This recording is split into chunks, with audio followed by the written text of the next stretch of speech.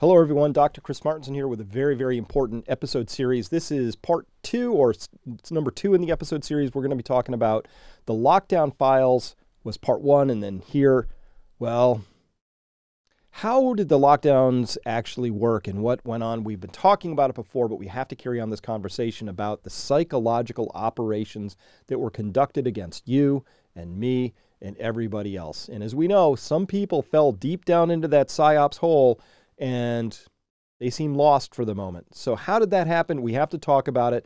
We're going to talk about these psychological operations and carry on. So, well, first up, we have to understand the UK was particularly atrocious about this. It was kind of ground zero for a lot of really awful badness. And so here we see Susan Michie and Robert West, a couple of people out of the Behavioral Science Subcommittee of SAGE. And they write here, let's get my drawing tool out because we'll just have to do this. Draw, yeah. They said here, a substantial number of people still do not feel sufficiently personally threatened. This isn't a hidden statement that was caught on a hot mic somewhere that was this accidentally released. This is them proudly putting out on their website how they were operating. And they wrote there that a substantial number of people still do not feel personally sufficiently threatened. And of course, I'm talking about Susan Michie here and Robert West. These fine people. Remember, the banality of evil says that they don't look particularly, just look like people to me. But look at what they wrote here. A substantial number of people still do not feel sufficiently personally threatened. Now, as we know from the earlier episode I just did, in 2020, Matt Hancock and Boris Johnson were noting that old people seemed to be more affected, and people with comorbidities, and that there was an age stratification, and it wasn't a one-size-fits-all. COVID doesn't strike everybody equally. It strikes 0 people below the age of 20, more or less, statistically speaking, relatively more people above the age of 80. It's actually an exponential curve. We knew this. So they don't say here a substantial number of elderly people with comorbidities do not feel sufficiently personally threatened. They write a substantial number of people. One block. Obviously, they're smarter than that. They're not that stupid. Nobody's that stupid, right? I hope. But that's not how they're framing it. They're saying, gosh, until everybody's afraid sufficiently, we can't achieve what we want, right? So what do they want? The perceived level of personal threat needs to be increased among those who are complacent using hard-hitting emotional messaging. Complacent about what exactly? If I'm under the age of 20 and I have literally a 0% chance of dying from this thing if I'm healthy, what needs to be, why do I need hard-hitting emotional messaging to knock me out of my complacency into what? So now, presumably, if you're successful, Susan and Bob, you know what's going to happen? I will now be a stressed out young person who will then be subject to more diseases of all different kinds because as we know, as you know, right? Stress, sleep, adequate vitamin D, eating well, exercise. These are the hallmarks of having a healthy, prepared terrain so that you will be healthy against not just COVID, but any of the particular threats that might be out there, including meningococcus, maybe flu viruses, any of the other viruses or bacteria that are out there, right? They know this, right? But they don't care because a substantial number of people still do not feel sufficiently personally threatened. So they say, we got to dial up the fear rhetoric. We got to make them hard-hitting, emotional messaging. Well, were they successful? Well, this is the UK nudge unit. They ran psychological operations out of the military in Canada. They had nudge units operating in the UK. They had them operating in New Zealand and, of course, in the United States. So all those places, they were using hard-hitting emotional messaging. Was it successful? Well, yeah, absolutely it was. Oprah Winfrey says she didn't leave her home for almost a full year during the COVID-19 panic. Notice I said panic, not pandemic. Let me just get rid of these. Let's get rid of the DEM here. Cross those out. Yeah, because that's what it was. It was just Oprah Winfrey fell for it. Smart lady, plenty of resources, has good advisors, I assume. They all fell for it because that's how good the messaging and the psychological operations were. And there's horror stories out here. Like after 2 years writing in mom.com, somebody's writing in for a little help, you know. This is what can I do? After 2 years of COVID, my son doesn't want to leave the house for forever. This is a damaged kid now, doesn't want to leave the house. So this is the impact. This is grotesque. This woman's son, I'm just going to project here a little bit, probably under the age of 20. Guess what? Could be younger because it's in mom.mom under kids. I don't know how old this guy is, but he was statistically facing almost zero threat from COVID.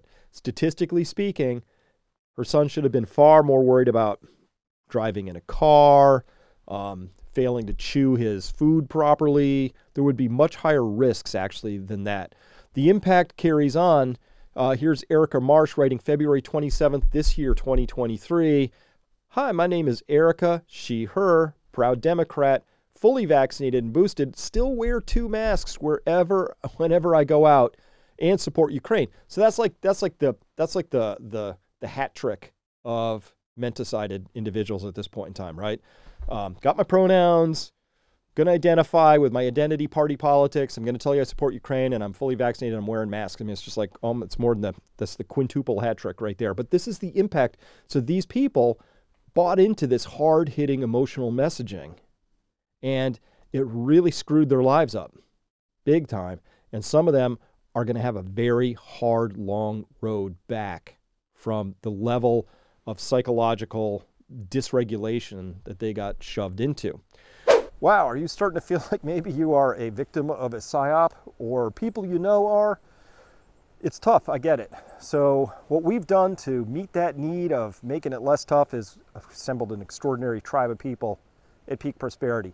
Hey, we do things like this, which is boiling maple syrup here, which is what you see us doing here. This is the rest of Honey Badger Farm out behind me. We talk about ways you can be resilient with respect to your money, your emotional state, your food security, your community, friends, all of that. All of that's on the table. So for a limited time, for the next 25 people who sign up, we're going to be giving 15% off, so you can just come and try the membership out. We're a great tribe of people. I know you're going to love it over there. So come on by, check out a Peak Prosperity membership, use this code, and get 15% off. I covered this a while back. This was a paper, and there are several others like this, but this was a Yale study, and this was about messaging that they did a clinical trial on, where they exposed people to different messaging and then asked them, hey, how likely are you to shame a neighbor, get vaccinated, recommend a vaccine to somebody else, whatever, right? So here, after they ran these different messages out there, and we'll go through these because it's that important to go through this one more time. So they had baseline here, and then they had self-interest was a message, and so on. So these are all different messages down that left axis there. And then there are 3 boxes of things that they were measuring for. First was intention to vaccinate. And this would have been the 0 line right here. And as you can see, every single message they tried bumped people up at least over to here to have a higher intention to vaccinate after they exposed them to various messages. And by the way, the messages were here from this study. They said, quote, messages that frame vaccination as a cooperative action to protect others, or emphasize how non-vaccination might negatively affect one's social image, because we all know how much it matters that our social image is the one we want to project to the world. That's actually really important. So how non-vaccination might negatively affect one's social image, increase reported willingness to advise a friend, and judgment of non-vaccinators. Now, this is what we just lived through. This othering, the shaming, the ostracization of non-vaccinators as the worst people ever who aren't doing their part, on and on. How did those messages come about? They came about because people, like the people who ran this study and others like them working in nudge units, were working very, very hard to figure out hard-hitting emotional messaging that would make people feel threatened and feel sufficiently personally threatened. Now, what kind of sufficiently personally threatened? Personally threatened what? Because of COVID? Or sufficiently personally threatened because your friends might decide to hate on you and ostracize you, right? So there's all kinds of threats that can be put out there. So one thing they measured was, what is your own intention to vaccinate? Another is, how does this messaging shift your thinking around, would you advise a friend? to get vaccinated. And then the third category was, hey, how vigorously would you judge a non-vaccinator, right? So they're looking for the right messaging and ones that have the most impact. And the ones that have the most impact here were, I've highlighted them here, is guilt, community interest. I'll tell you what these are in a minute. Embarrassment. Surprisingly, anger was okay, but not as strong. Anger, so I don't highlight that one. Not as strong as what was called not bravery, which turned out to be very strong here, in the strongest of them all in terms of judging a non-vaccinator. So we'll judge people harshly for not being brave. Trust in science was strong, and personal freedom was very, very strong. These two, economic freedom and community economic benefit, not really so hot. So numbers 1, 2, and then these bottom two at the, not so much, but these middle ones here, these were awesome. So let's take a closer look at these and what these really are, because this is important. They called them treatment arms. Every one of those horizontal rows would be a treatment arm. So treatment arm 3 is this one around community interest, right? So let's look at that one. And here's the statement that they would read to somebody, right? And expose them to this, and then let some time pass and then ask them questions to see if they would be more likely to judge a non-vaccinator, advise a friend, etc. Quote, stopping COVID-19 is important because it reduces the risk that members of your family and community could get sick and die. COVID-19 kills people of all ages, and even for those who are young and healthy, there is a risk of death or long-term disability. Remember, every person who gets vaccinated reduces the risk that people you care about get sick. While you can't do it alone, we can all protect everyone by working together and getting vaccinated. Now, what's interesting is this messaging, I think you can recognize, you were exposed to it and you saw it. They ran, when they ran this study? This was in June of 2020. The vaccines were still in their clinical trials. Nobody knew if they were going to stop community spread or halt the virus or even be effective or whether they were even going to work at all. None of that was known, but they already were working on the messaging as if they kind of knew that these things were going to come out one way or the other regardless. So just putting that timing in here. So this is one, community interest. I've given it this little icon down here. And of course, even today, in the most deranged places out there, and New York State is amongst the most deranged out there. And by the way, this is not a political statement, but the Democratic strongholds are a little bit more deranged on this whole thing than the Republican strongholds. I don't know why that is, but that's how it shook out in this whole thing. So here we see Kathy Hochul. This is just from last week I found this. Here she is saying, as we continue to contend with the effects of this pandemic on all our lives, we need to ensure that we're using every tool available. Throughout the pandemic, New Yorkers have been smart, looked out for one another. See, we're caring, community people, and taken steps to protect themselves and their neighbors, which segues perfectly into getting vaccinated and boosted remains our best shot at protecting ourselves and fellow New Yorkers. And I encourage everyone eligible to sign up and get the updated bivalent COVID-19 booster, end quote. Now, she's saying that because if I drew a graph here of vaccine uptake, it looks like this now. Nobody's getting the booster because we've all caught on to the idea that these vaccines don't work against Omicron, and Omicron isn't that bad of a deal. For most people, it's kind of like a cold, particularly if you have early treatment and you have a prepared terrain. You got plenty of vitamin D and your melatonin is good and you've got plenty of rest and exercise, you're eating well. It's kind of a nothing burger for most people, but Kathy Hochul is still saying your best shot at protecting yourself and your fellow New Yorkers is to get the shot and an updated booster. Now, everybody knows at this point that these shots do not prevent transmission. So how you can still say this remains your best shot, get it, at protecting fellow New Yorkers is a bizarre thing. This is so disconnected from the data, from the science, from what we know. It doesn't matter. But what it's totally connected with is this study, which says that actually this community interest thing scores pretty highly up here. The intention to vaccinate, the highest scoring thing, is community interest. And it's based off of this treatment arm right here, which Kathy Hochul is still reading from this script, which was written in June of 2020, even though this script does not apply to current circumstances. These particular variants, or really didn't apply at any point, as we now know, anywhere along the way. And look at this level of unsubtlety, this lack of nuance, this lack of distinction. COVID-19 kills people of all ages. No, it does not, right?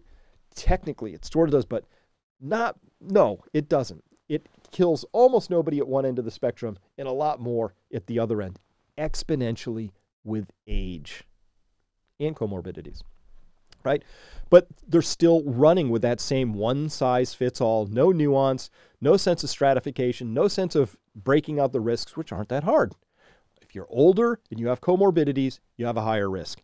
If you're the opposite of those things, the risks plummet to near zero. Okay, so we know that. Everybody knows that. Kathy Hochul doesn't know that. She is just full-on insane at this point in time. All right, carrying on, treatment arm 4 was community interest plus guilt. So they're stacking some of these things. Hey, community interest works so well. What if we threw a little guilt on top of that? Throw a little guilty guilt on there. So it was that entire statement we just read before, which is this one, which is treatment arm 3. So it's 3 plus. Imagine how guilty you'll feel if you choose not to get vaccinated and spread COVID-19 to someone you care about. Just imagine how you'd feel, you know? So they tested that messaging out, and that scored reasonably highly. Now, as we know, they ran this, they tried to carry on that stupid story as long as possible. WebMD just totally, I've lost complete respect. What a completely useless organization, and anybody who works there, y'all, just time to re-examine your life choices, because this is absolutely unbelievable that people who claim to be the standard bearers for medicine, which is science, my beloved science, to put an article like this out in April of 2022 where they say unvaccinated people create higher risk for vaccinated. Study says. What kind of study? Well, let's read on. Glad you asked. People who don't get vaccinated against COVID-19, they say here, are putting themselves in danger and also creating a disproportionate threat to the health of vaccinated people, even in places with high vaccination rates, says a study published in, Canadian Medical Association Journal. Comes from People's Republic of Canada. We're going to have to say grain of salt time. What do they say here? The study by University of Toronto researchers used computer modeling. They use computer modeling. I looked at this study. We tore it apart at the time. There's a whole episode on it. It was atrocious. Garbage in, garbage out. They put garbage into this model. It was awful. It was one of the worst things. It got shredded online within minutes and completely destroyed. It has no credibility, but that didn't matter because WebMD had a point. They had a point. That study made the point for them, so they carried it forward like bad scientists do.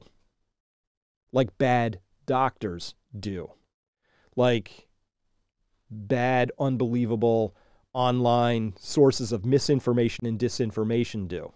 I'm talking about you, WebMD. Not cool. All right, treatment arm 5 was 3 again. 3, remember the whole community interest thing, plus, well, we'll try some embarrassment. Imagine how embarrassed and ashamed you will be if you choose not to get vaccinated. See, it's your choice. And you spread COVID-19 to someone you care about. Now, again, even just this phrasing, which I didn't pull out in the earlier one, would say, oh, no, I spread COVID-19 to someone I care about, as if it's a death sentence, right? So what if I'm unvaccinated and I spread COVID-19 to my 20-year-old child? They probably have a cold for a week or a couple days, or maybe they don't even notice. Maybe they're one of the 40% of people who are completely asymptomatic, or maybe they have a bad run of it. You don't know, right? But they make it sound like, oh my God, what if you spread COVID-19 to someone you care about? Like it's like a death sentence, right? And we saw that, again, partisan, when they asked Democrats versus independents versus Republicans, if you get COVID, what is the chance you're going to end up in the hospital? And Democrats thought the chance was like 50%. Like half of them thought it was a 50% chance, and it's not. It's like a 1% chance across everybody, but not if you look at by ages. It could be as high as 5 or 6 or 7% up at the top. It could be 0 down at the bottom. So again, see how they're trying to make it all one thing? Like COVID affects us all equally and we all have an equal chance and it's just a bad thing. It's like it's a loaded gun and you point it at somebody and it's a guarantee that something bad's going to happen. So they tried that messaging out. Okay, that was fun for them. But this was one of the stronger ones, was this one, Not Bravery. So I've brought in some Monty Python, one of my favorite things to reference here.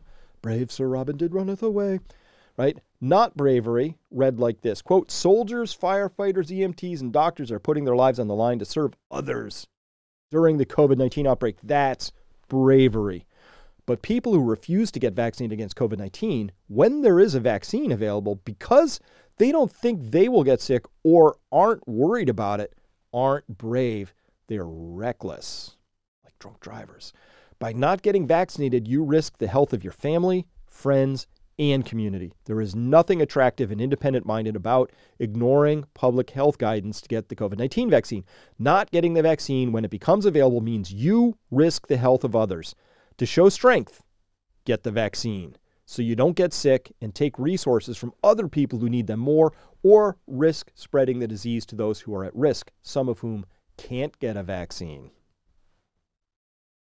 So a lot wrapped up in that. They called that not bravery, but honestly, they're tagging on shame, embarrassment, ridicule, ostracization, right? Where they're saying basically you should be shunned.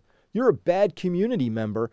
You're out there just harming other people. That's not just not brave. That's like somebody who deserves to be voted off the island. They have their candle should be snuffed.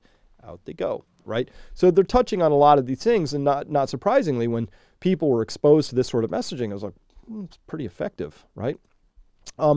And so again, when we look around in the universe, I could have pulled up hundreds of examples of this. This is in Frontiers in Medicine.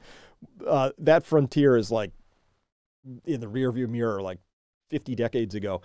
Here's a review article from January of 2022. They write here, Wired to Doubt, why people fear vaccines and climate change and mistrust science. See how they did that?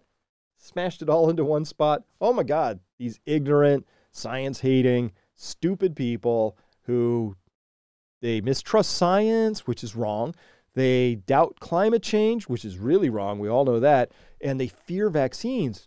Totally wrong, right? So they put it all into one spot by Jeffrey P. Dobson. Remind me, Jeffrey, never to read anything you put out ever again, because it's just useless. You're wasting my time. But to be less subtle about it, Piers Morgan, writing here in November of 21, having been exposed to treatment arm 7 through some sort of messaging, said here, imagine being scared of having a safe, well-regulated 4-second vaccine shot when previous generations braved gunshots for years on end to save us all from tyranny. Anti-vaxxers really are a bunch of spineless pussies. Thanks, Piers. Way to go to show that you are actually highly susceptible to messaging and programming in the nudge units. Man, they caught you with this one hard. And I know how they did it because they had people like this working hard to figure out how to get your little mind broken like that. By the way, I'm going to bet you anything these two cracked a glass of champagne over seeing this particular tweet come out of Piers Morgan, who's a very famous media figure, because this says, man, we were effective. It worked. Our emotionally laden messaging scared the crap out of Piers Morgan, Matt Hancock with his scariants, all of that. It all worked beautifully on this weak-minded individual right here. So that's how it works. Now, carrying on, treatment arm 8 was called Trust in Science. And it reads here, quote, getting vaccinated against COVID-19 is the most effective means of protecting your community. That's quite an assertion to make. The only way we can beat COVID-19, the only way, is by following scientific approaches such as vaccination. Prominent scientists believe that once available, vaccines will be the most effective tool to stop the spread of COVID-19. The people who reject getting vaccinated are typically ignorant or confused about the science. Not getting vaccinated will show people that you are probably the sort of person who doesn't understand how infection spreads, or who ignores or are confused about the science. End quote. So shame and trust in science, and you're either with us or you're against us. You either understand science, part of the cool kids, or you're ignorant about science and how science works, right? So remember, this was the science trademark, right? It became the science. So a number of things we're going to point out about this. NPR wildly confused. This just came out. This is in May of 2022. So NPR totally bought all of this messaging and programming and fear-based nudging, hook, line, and sinker. They say here, though, this is how bad it is. They said here, and this is trusting the science. So I'm going to use a little math here, which is part of Science NPR. So let's try and stick with me real quick.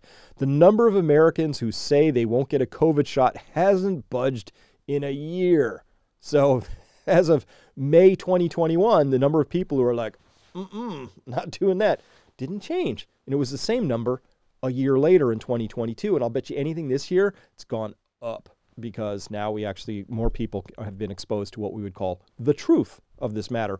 So writing in this thing, heard on All Things Considered, they wrote here about 66% of Americans are fully vaccinated, which is math. 34% are not. So 2/3, 1/3, hard to say that's nearly everyone, like they like to imply. Carrying on, quote, but as the United States approaches 1 million deaths from COVID, no, that would be with COVID-19, NPR. Very important word change there. The virus mortality rate is being driven mainly by people who are not vaccinated. The virus mortality rate. They're very careful to say that. Notice they didn't say the all-cause excess mortality rate. You know why they can't say that? Because that's not a story that's supported by the data they got. In fact, that's an awkward, nasty story that implicates something besides COVID as being the driver of that particular statistic. So they wrap this because they have to make their point. And it's not about truth. Making their point's what matters. So they say the virus mortality rate, that's what they say. Nationally, about 1 in 6 Americans say they definitely will not get the vaccine, according to the Kaiser Family Foundation. 1 in 6. You divide 1 by 6, that's 16.6%. Now, watch carefully how they use the programming to try and reinforce a given point. And this is what propaganda is all about. And by the way, propaganda is not effective use of reason and persuasion to convince people of something. Propaganda is about using fear and emotions to try and drive people inappropriately towards adopting a position and or a set of conclusions that are not supported by the actual reality of the circumstance. So that's propaganda. It's fear-based, it's emotion-based, it's not actually logical or defensible in any rational way. So watch what NPR does here. Quote, they find this quote here where it says, the ones that have been most likely to say they are definitely not going to get the vaccine have been Republicans and people living in rural areas, as well as white evangelical Christians. So now we can see who we're up against, right? It's NPR. City people against Republicans, rural folks, and evangelical Christians. That's what they say. But notice this careful weasel wording here. The ones that have been most likely to say makes it sound like most of the people who are in this 16.6% are these people. Rural, ignorant, Republican, evangelical Christians, right? That's how it sounds when you read that. You have to read down further. I had to clip a little to get further down in the article to find this actual statement. What does the survey actually show once you get near the bottom of this article? It shows that 20% of those who say they'll never get the vaccine identify as Democrats or politically independent, and 28% live in cities or suburbs.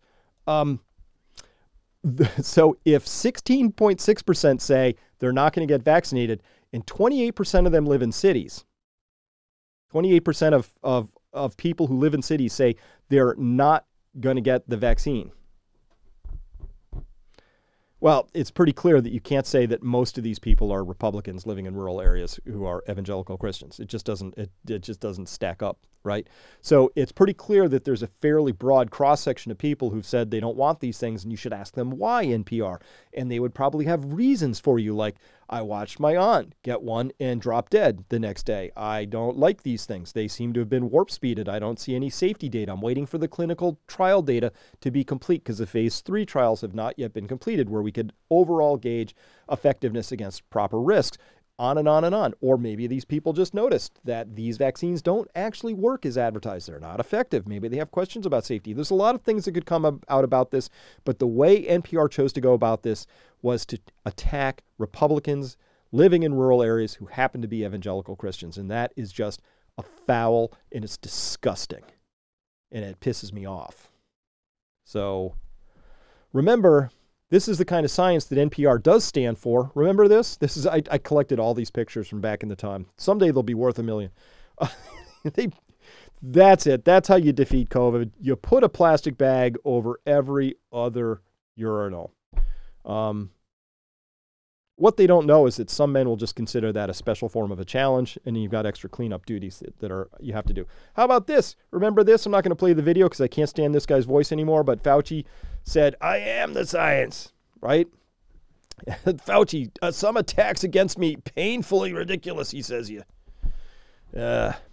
is the science. No, this is a cult. This is a cult. When somebody says, "I am the science," there's your cult leader. Easy to spot. Very easy, right? But the people fell for it. This is the guy who, if you watch Dallas Buyers Club, you will learn some of that in movie form, or you could read about it. This is the man who openly harmed the gay community by allowing AIDS to spread and pushing an AZT, which didn't work, which actually caused some people to die, and blocked effective treatments. And the Dallas Buyers Club, with Matthew McConaughey playing the lead role in that movie, assembled itself, real story in real life, to figure out how to buy the drugs they needed and distribute them within the community because the NIH was busy blocking all of that. This is the guy that did that. So if you say, "I am a proud liberal who supports, whatever," this is the guy, and you support this guy, something's out of balance in this story because this is a nasty guy. Totally awful human being, full stop, harmed a lot of people and did it then in the 80s and did it again here in the 2020s. So, but he is the science, right? Remember, here's another great moment in science, right? So they took the net down, screwed some 2x4s over that so the kids couldn't be outside playing basketball because this was the science. Meanwhile, they're coming up with this crafty messaging to say, but if you don't take the vaccine, you're a wingnut, You're ignorant and you're confused and you're just trying to harm people and you're reckless and you should be shamed. But this is how that got translated out into the real world. And you couldn't support this with anything. Huh?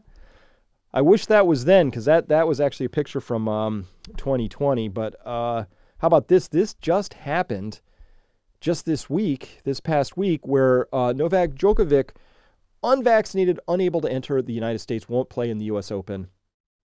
This is just embarrassing, just full embarrassing, because we know, everybody knows, the jabbed people are getting COVID, in some cases many more times than people who aren't vaccinated.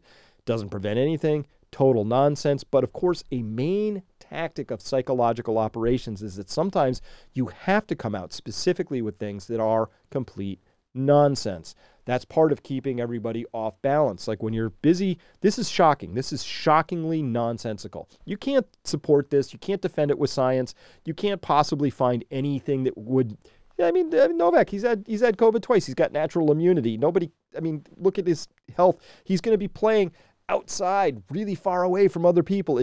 There's not a chance in the world that this makes any sense, but you have to square this up with the idea that thousands of people per day are coming across our southern border with no vaccination records, no testing procedure. The government is loading them into buses and transporting them elsewhere to spread them and distribute them out across the United States. That's an active government program. The same government is also spending time saying this one guy in particular can't come in the country, right? So it's just pure nonsense, but it's not science. All right, treatment arm 9, what was that? That was about personal freedom. Quote, COVID-19 is limiting many people's ability to live their lives as they see fit. People have had to cancel weddings, not attend funerals, and halt other activities that are important in their daily lives. Look at that.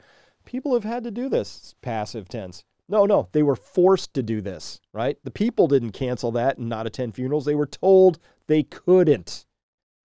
Big difference.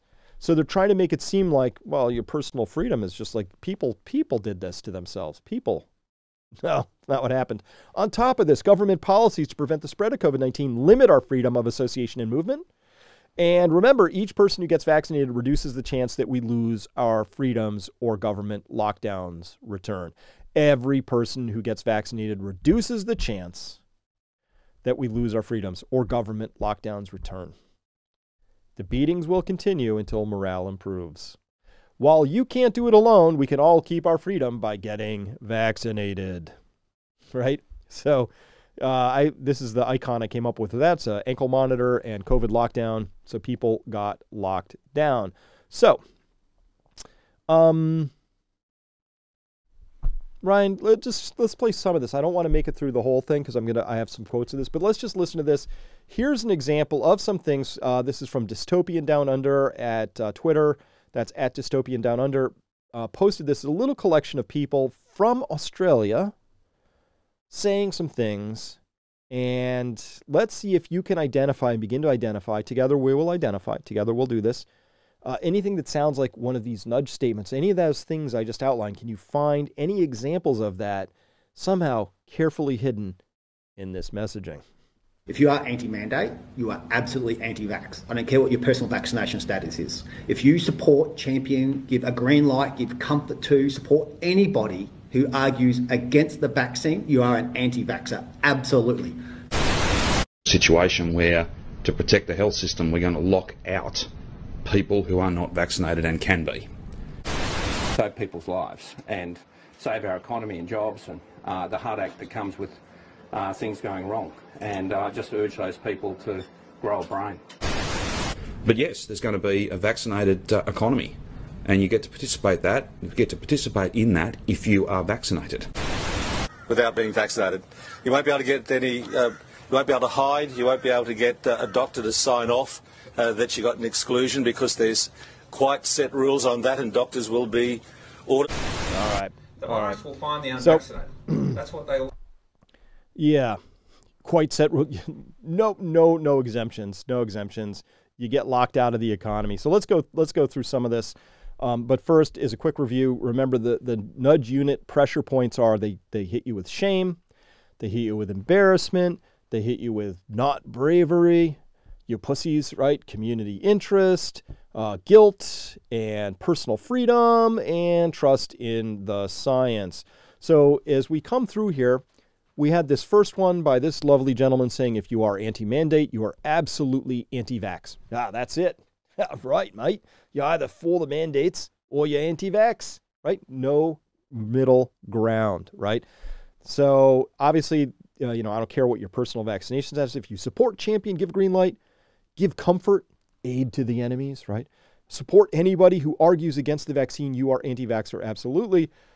Shame, guilt, trust in science, all of that. So they're working this messaging hard, right? So I guarantee you this particular thing, which sounds so unscripted, guaranteed you practiced in front of a mirror. There's a very specific script given to him by the nudge units because they already knew which messaging was going to be most effective to shame, guilt, trust in science, nudge people in Australia to do the things that they wanted them to do, right? Next up, Dan Andrews here, just an awful human being, saying in a situation where to protect the health system, we're going to lock out people who are not vaccinated and can be. Personal freedom, community interest. This is like just hitting, again, these are very carefully scripted statements, right? Thinking people just thought of this stuff on their own is naive, not how this all works. This gentleman saying to save people's lives and save our economy and jobs and the heartache that comes with things that go wrong, I just urge those people to grow a brain. Shame, embarrassment, community interest, trust in science. Again, these are all very, very compact, very pithy, very well-crafted statements that were designed by nudge units to do something, right? Now, was that the right things to do? Listen, if it was, we wouldn't have excess deaths today that are 10, 15, 20, even as high as 40% above where they should be here in 2022. If we just let things run their course, we would have had a bad first wave, a less bad second wave, and a less bad third wave. And that's the nature of how viral pandemics tend to go, particularly ones that are not all that lethal, which is definitely what COVID is and was at that time. All right, so this is the kind of stuff we had to put up with. This guy, John Hislop, horrible human being here, writing even as recently as January 2023, saying, anti-vaxxers, the mRNA in the vaccine is a toxic substance that's destroying our health. Earth to anti-vaxxers, you have mRNA in every cell in your body and would immediately die without it. He counts himself as a physician, a specialist in family medicine, an educator, and no patience for those who push quackery. So, John, to say that mRNA in the vaccine is the same as the mRNA in your cell or body is anti-science. It's ignorant. It's not very educational. And if you were the family medicine doctor treating my family, I would fire you right away, because this is an absolutely flat earth kind of a framing right here. It's really poorly done. I think I know what you're trying to do, but this is really poorly done. Nobody's afraid of mRNA. People are concerned about taking foreign mRNA that codes for a spike protein. John, Earth to John, why would they code for the entire spike protein when we hadn't characterized what the biological effect of that biologic product was going to be inside the human body when that new protein, that novel protein, gets manufactured and expressed and then pushed into the bloodstreams of people, when that protein, we know, binds to ACE2, causing things, which has 6 amyloid sequences in it, which can cause proteins to misfold, which may have some initiating issues in the clotting cascades, which we know are all messed up, which has 4 GP120 repeats in there from the HIV protein, on and on and on. This is a weird spike protein. Why, Mr. Anti-Quackery, wouldn't it be true that the vaccine manufacturers would have characterized whether it was right to use that whole thing or just antigenic fragments of that didn't have the full biological activity? Why would we do that and put that into people without characterizing the biologic activity of what was going to happen when that spike protein is expressed inside of a person? We don't know any of that stuff. That's not quackery. That's called science. So you should try and get some of that, particularly if you want to consider yourself to be an MD and a PhD. Really poorly done right there. But this is the level of bravery that pops out when people are exposed to the nudge unit's messaging and they feel confident that they can go forward with, this is an attempt to shame. He's like, oh, is it open season on shaming ignorant anti-science people? I got something. Ham-fisted, poorly done, not well executed, unfortunately for you, John, screenshotted by me. But it's just terrible. And of course we had Dr. Lena Wen saying things like, we can't trust the unvaccinated. That was awful, right? That was just flat out bad, but not as bad as this. Nobody went as far or as bad as the Toronto Star up there again in communist Canada. This was wildly irresponsible othering. I've shown this one before, but this is really bad. Front page, by the way.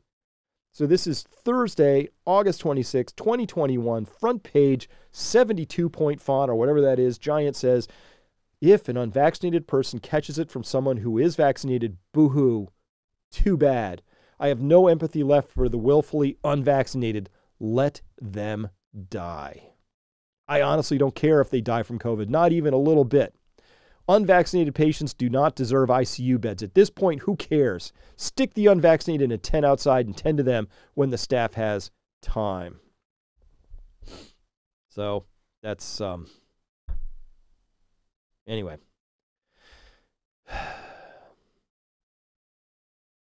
this is really wildly irresponsible to take this deranged, unhinged, horrifyingly terrible point of view and giving it top billing front page space. It's an endorsement of it. So we know where the Toronto Star lies. They endorsed this level of anti-science quackery and BS and hatred and othering. But of course, what happened? Well, they were just pushed a little bit, and we know how that pushing happened now. So as I showed in the earlier episode, Matt Hancock, the Health Secretary out of the UK, called in a favor with George Osborne, of the editor of the Evening Standard, and that was on April 28th, and of course on April 29th, because what Matt wanted was a little more testing, and of course right there, front page, that's how this stuff gets on the front page, and of course the Evening Standard is this horrifyingly terrible, nasty rag that was out there just amplifying nudge unit messaging to ramp up the emotional fear so that people would be more compliant and do things. And the Toronto Star did the same thing, right? Of course. And this is just the world that we live in. Now, because that's been exposed, it's really important to understand. The reason I do this is so that you understand that these psychological nudge unit operations, they didn't just happen in 2020, 2021. They're happening right now. And I can watch them happen. They ripple across the social media space with alarming regularity. And sometimes they're there to create racial divisions. Sometimes they're there to create gender divisions. Sometimes they're there to make us feel like we're all alone with our crazy thoughts. We're called conspiracy theorists all the time. Isolate, separate, other, divide. But you divide and you conquer. So the way that we get around this is something that I've been talking about back at Peak Prosperity with my tribe. The way we get around this is A, you recognize it, and B, you don't accept it. I do not consent to being nudged. I do not consent to being manipulated. I do not consent to giving up my freedoms, my rights, all of that. There's no big, giant, all-seeing government that has my best interests at heart. Not how it is. All right? So the summary of this particular section is this. First up, we know that they lied about COVID case infection rate data, making it seem worse. We know that they deployed the media to run all this nudge unit messaging, which we've just discussed here, with the aim of scaring people to make people more compliant, to just blindly follow along with government rules and edicts, no matter how anti-scientific, unscientific, stupid, patently, obviously anti-common sense those rules and edicts may have been. The point was not about creating better health outcomes for people. The point was not about having a better economy or experience for people. The point was about your compliance and their control over you. That was it. Everything maps into that conclusion. Nothing maps into this being about what was best for you or me. We know that they lied to create more alarm and economic harms as a means of driving people to get more vaccinated. It's a means to make themselves richer personally, as a means of creating more power and sense of control for themselves. Grubby, awful, nasty human beings entrusted who then broke that trust. That's very, very bad. They used these variants as scariants to get more panic and fear. They blocked effective early treatments. They promoted really harmful hospital and at-home treatments. We're going to get to that in the final episode of this installment 3 of this particular series. We know that they hid vaccination harms, gaslit people, wouldn't admit to any of it. Awful the way these people have been treated who were legitimately harmed by these things. And then we know that they overplayed the effectiveness of the vaccines, and then they hid the data, and then they massaged the data. And even when they couldn't massage the data to finally hide it enough, you know what they did? They stopped reporting on the data. So the data was a shit show. The reporting was bad. The journalism was bad. All of this was just awful. So what do you do about all that? Well, we have to band together. We have to come together and push all of that out, right? So we understand what's happening. We track it. I'll do that for you. I'm the information scout. I will assemble all of this so that we have a shot at understanding what they're doing, how they're doing it, so we can inoculate ourselves, insulate ourselves from that. And we got to get ready for the idea that we need each other and that there's some really tough times coming, because these people, they're horrible. They're really bad at what they do. They're knuckleheads, knuckle draggers, and they don't care how much damage they create, and they don't have any sense of history, context. They're just like free-form pinballs with little like wrecking balls just smashing their way through life. And unfortunately, they're in charge, and there's not any way I can see of getting them out of charge in time. So guess what? We have to figure out how we're going to take care of the basics. These next few years are really critical. Are you resilient? Are you as resilient as you need to be? Well, hey, this is the gardening channel, ultimately, the guerrilla gardening channel. I want you to garden. I want you to get ready for supply disruptions. I think you need to get ready for a pretty nasty economic disruption that's coming. I think anything that you can possibly do today to get ready for more turbulent times coming, anything you do today is going to seem like a huge overreaction to you. 2 years from now, looking back, anything you do today is going to look like a complete underreaction. Hey, I might be wrong, but I'm not confused. This is just the world we live in. Now, remember, it didn't have to be this way, and your future doesn't have to turn out the way they want it to. So take charge, take control. You are the average of the 5 people you spend the most time with. So spend time with good people who see this clearly, have clear minds, are able to process common sense, can still do math, understand what science really is, what it really isn't, but most of all aren't falling victim or prey to this craziness. I'm sorry, you have friends, family, colleagues, loved ones, fathers, mothers, grandmas, sons, daughters, whatever, who have fallen for this. You got to write them off. And, when they come back around, if they come back around, then we can all be welcoming and invite them back in. But people who have fallen for this programming, they got a long road in front of them. Let them walk that road at whatever pace they want to. Meanwhile, you should be getting ready for the idea that there's more turbulence and disruptions coming because, again, there's just no chance that these people who got us into and then tried to lead us through COVID and whatever that meant for them, obviously are not up to the task of dealing with a complex world of nuance and subtlety and difficult decisions and accelerated low information trade-offs. Those are the people you got to find and hang out with. A lot of them are hanging out at Peak Prosperity. Come on by. We'd love to see you there. Become a member.